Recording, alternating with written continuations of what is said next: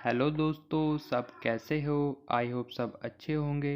तो स्वागत है आपका मेरे यूट्यूब चैनल स्टडी बूथ में। दोस्तों, आज का हमारा टॉपिक है सिंधु नदी तंत्र, जो कि इस मैप के थ्रू आज हम पढ़ेंगे और बहुत अच्छे से समझेंगे। जितने भी क्वेश्चन आपके सिंधु नदी तंत्र से बनते हैं वो इस मैप के थ्रू कवर हो जाएंगे। दोस्तों, जो भारत का नदी तंत्र है वो 3 भागों में बांटा गया है। हिमालय नदी तंत्र, प्रायद्वीप नदी तंत्र और विशेष प्रकार तंत्र, जिसे आंतरिक तंत्र भी कहते हैं।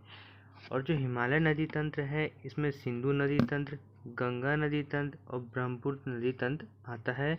और प्रायद्वीप नदी तंत्र में अरब सागरीय नदी तंत्र, बंगाल की खाड़ी नदी तंत्र और जो विशेष प्रकार का आंतरिक तंत्र है ये सिर्फ राजस्थान में होता है। ये इतना इम्पोर्टेंट नहीं है, तो हमें सिर्फ इन दोनों को देखना है। और आज का जो हमारा टॉपिक है वो है सिंधु नदी तंत्र। दोस्तों, आपको देखने में ये बहुत कॉम्प्लिकेटेड लग रहा होगा, बट इस मैप के थ्रू सिंधु नदी तंत्र को बहुत अच्छे से आप समझ जाओगे। तो चलते हैं वीडियो में और पढ़ते हैं सिंधु नदी तंत्र। तो जो आपको ये नदी दिख रही है यह सिंधु नदी है, जो बोखरचू स्थान से, तिब्बत में बोखरचू स्थान से निकलती है। और कौन सी झील से निकलती है ये भी आपसे पूछा जा सकता है, तो मानसरोवर झील। और इसको तिब्बत में 2 नामों से जाना जाता है, एक शेरमुख और दूसरा सिंधु नदी। सिंधु नदी तो आपको पता ही है, और शेरमुख भी ध्यान में रखना। दोस्तों, ऐसे ही क्वेश्चन एग्जाम में देखने को मिलते हैं। और भारत में यह दमचौक एक स्थान है, वहाँ से वो भारत में प्रवेश करती है, जैसे कि आपको यहाँ पर दिख रहा होगा। और जो लेह है वो भी इसके किनारे स्थित है। और यह नदी एक स्थान है चिल्लास, वहाँ से यह भारत से बाहर चली जाती है और यह पाकिस्तान में चली जाती है। तो दोस्तों, आपको इस पॉइंट को याद रखना है कि यह कहाँ से निकलती है, इसको क्या बोला जाता है। दोस्तों, जो सिंधु नदी है वो 1114 किलोमीटर लंबी है भारत में।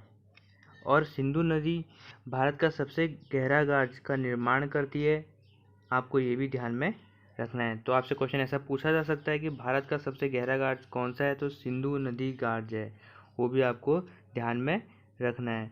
और एक सिंधु घाटी समझौता हुआ था, ये भी एग्जाम में पूछा जा सकता है, तो ये 1960 में हुआ था। सिंधु नदी घाटी समझौता हुआ था, किसके बीच हुआ था, भारत और पाकिस्तान के बीच हुआ था। दोस्तों, सिंधु नदी की एक सहायक नदी है, वह है चिनाब नदी। और यह तंडी से निकलती है। तंडी ये जो हमारा हिमाचल प्रदेश में पड़ता है। और यह मिठानकोट एक जगह है पाकिस्तान में, वहाँ पर यह सिंधु नदी से मिलती है। आपको इसे ध्यान में रखना है कि यह कहाँ से निकलती है और यह कहाँ पर सिंधु नदी से मिलती है। मिठानकोट आप याद कर सकते हो, ये तो आपको इजीली याद हो जाएगा। जैसे पंजाब में पठानकोट है तो वहाँ पर मिठानकोट है। और इसका जो पौराणिक नाम है या प्राचीन नाम है वह है अस्कनी। आपको ये भी ध्यान में रखना है, क्योंकि ऐसे क्वेश्चन भी पूछे जाते हैं। तो दोस्तों, आपको यहाँ दिख रही होगी झेलम नदी, यह चिनाब की सहायक नदी है और यह झुंग पे चिनाब नदी से मिलती है। और सबसे इम्पोर्टेंट इसकी बात कि श्रीनगर किसके किनारे बसा हुआ है, तो वह झेलम नदी के किनारे बसा हुआ है। और वुलर झील किसके किनारे स्थित है, तो वो भी झेलम नदी के किनारे ही स्थित है। ये क्वेश्चन अक्सर एग्ज़ाम में बहुत बार पूछा जाता है, तो आपको इसे ध्यान में रखना है। और इसकी जो एक सहायक नदी है वह है नीलम या किशनगंगा। तो आपसे ऐसे क्वेश्चन पूछा जा सकता है कि नीलम और किशनगंगा किसकी सहायक नदी है, तो वह झेलम नदी की सहायक नदी है। दोस्तों, चिनाब की जो दूसरी सहायक नदी है वह है रावी नदी, आपको यहाँ दिख रहा होगा। और यह रोहतांग दर्रे से निकलती है, जो कि हमारा हिमाचल प्रदेश में पड़ता है। और इसका जो प्राचीन नाम है वह है परुसणी। और यहाँ पर 10 राज युद्ध लड़ा गया था, जो कि बहुत इंपॉर्टेंट क्वेश्चन है, अक्सर एग्जाम में यह देखने को मिलता है। और जो झेलम नदी है उसका प्राचीन नाम है बितिस्ता। तो दोस्तों, आपको ये भी ध्यान में रखना है, क्योंकि प्राचीन नाम ज़्यादा पूछे जाते हैं।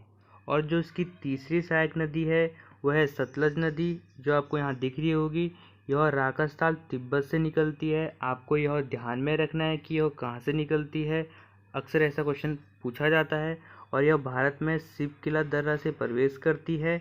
और दोस्तों, जो इसका प्राचीन नाम है वह है सतुद्री।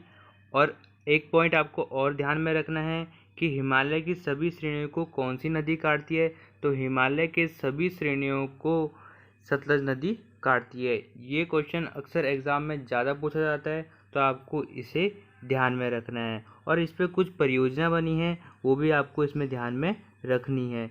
पहले हो गई इंदिरा गांधी नहर परियोजना, यह सतलज नदी पे बनी है। भाखड़ा नागल बांध, ये तो आपको पता ही होगा, ये भी सतलज नदी पे बनी है। एक हो जाएगा नाथपा झाकरी परियोजना, ये भी सतलज नदी पे बनी है। तो ये दोनों तो आपको याद हो जाएंगे इजीली, और इसको आप थोड़ा ध्यान में रखना। जो व्यास नदी है यह सतलज की सहायक नदी है, और जहाँ पर ये दोनों नदी मिलती है वहीं पर हमारी इंदिरा गांधी नहर परियोजना है। अब हम पढ़ेंगे चिनाब नदी की कुछ परियोजनाएं। जो है सलाल परियोजना, ये भी चिनाब नदी पे बनी है। दुलहस्ती परियोजना, ये भी चिनाब नदी पे बनी है। और बगलीहर परियोजना, ये भी चिनाब नदी पे बनी है। तो ये तीन थोड़े से इम्पोर्टेंट है आपको, इसलिए इनको ध्यान में रखना है। तो दोस्तों ये था हमारा सिंधु नदी तंत्र, जिसमें कि हमने पढ़ा सिंधु नदी, उसकी सहायक नदी चिनाब नदी, और उसकी चिनाब की सहायक नदी झेलम नदी, और रावी नदी और सतलज नदी, और सतलज की सहायक नदी व्यास नदी। तो यह बहुत इजी से आपको समझ में आ गया होगा। आप एक दो बार ऐसे मैप के थ्रू पढ़ोगे तो आपको यह इजीली समझ में आ जाएगा। दोस्तों आपको मेरी यह वीडियो कैसी लगी प्लीज़ नीचे कमेंट करके ज़रूर बताएं, और वीडियो को लाइक करें, चैनल को सब्सक्राइब करें, और आपको जिस भी टॉपिक की वीडियो चाहिए प्लीज़ नीचे कमेंट करके ज़रूर बताएं। और यह वीडियो यूके ट्रिपल एससी और यूके पीएससी दोनों के लिए बहुत इंपॉर्टेंट है, तो वीडियो को ज़रूर देखें।